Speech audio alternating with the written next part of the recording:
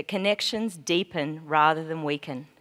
You see, I spent so long, 18 years in fact, allowing my fear brain to run the show, telling me that if I were to come out, if I were to talk about these things, that everyone would reject me. I spent so much time focused on that, I never, ever gave any real thought to what this could look like if I were to open up. And do you know what it did look like? Unconditional love. Yes, there were a couple of people who weren't able to support me, but for the majority, for the most part, I received curiosity and surprise, concern, love, respect, and my relationships have deepened rather than weakened. People have opened up to me in ways that they never did before. So as I said to you, I thought all my work was done. The fact that I was ready to stand on that stage, where I thought I was there, wherever there is. But there was still so much to learn. And fear didn't go away. I don't know if you know this about TEDx talks, but when you do the talk, it's live streamed to the world for 24 hours. So whoever happens to be online, watching it, sharing it, gets to see the video, and then it gets taken down. And for 3 months, you wait in limbo, in vulnerability, remorse, worrying about this thing you've done, and whether it was going to be the stupidest or the bravest thing that you've ever done. And then they ring you, and they tell you that in 5 days, the video is going to be going live. Well, panic sets in. At this point, I'm sweating profusely, I'm crying, I don't know, I'm eating, I don't know what to think or do. And I thought to myself, maybe I should call Angelique, the intuitive. I don't know why, I was grasping at straws, let me tell you. I mean, maybe she had a crystal ball.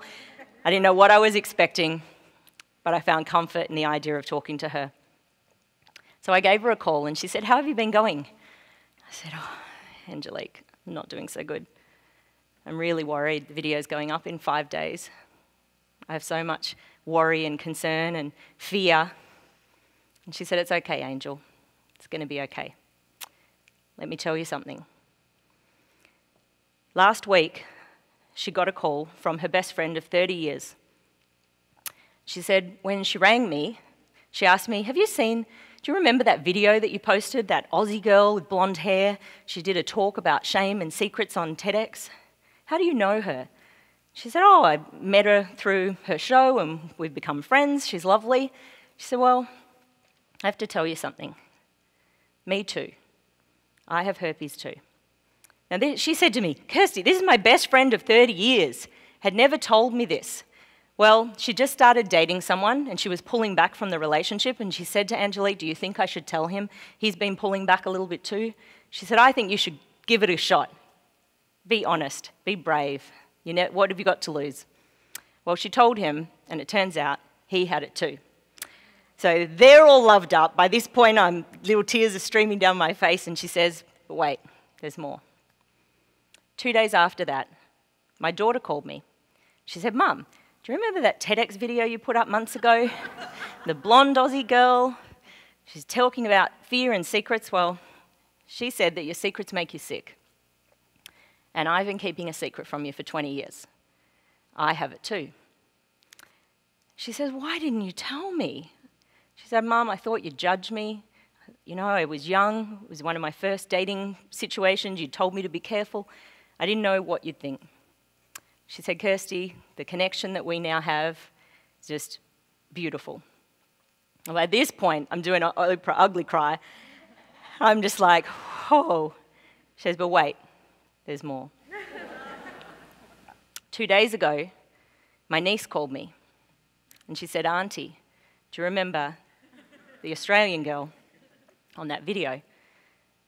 Well, she said that our secrets can make us sick, and I don't want to wait 2 decades. And a month ago, I was raped. And I haven't told anyone.